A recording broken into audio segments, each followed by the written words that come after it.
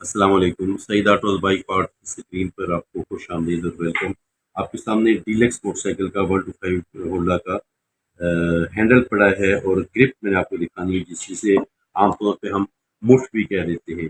ये रूटीन के जैसे मोटरसाइकिल हैं 70 है या 125 उस तरह की नहीं होती, बल्कि मैं आपको हैंडल करीब से दिखाऊं तो आमतौर पे जैसे होता है ये वैसे नहीं। इसके अंदर ये वाला रॉड फिट हुआ है डीलक्स का। आमतौर पे ये नहीं मिलता, इसलिए स्पेशल इसकी वीडियो बना रहे हैं।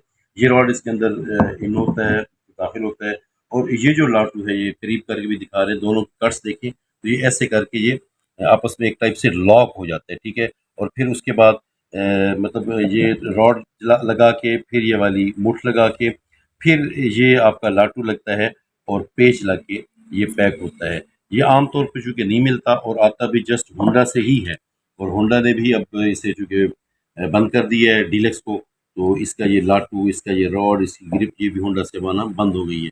लेकिन जैसे मैं कहता रहता हूँ कि सईद ऑटो बाइक पार्ट जहाँ पे तो आपको अवेलेबल होता ही है।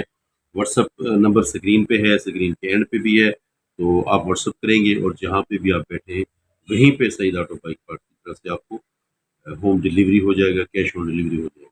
अस्सलाम।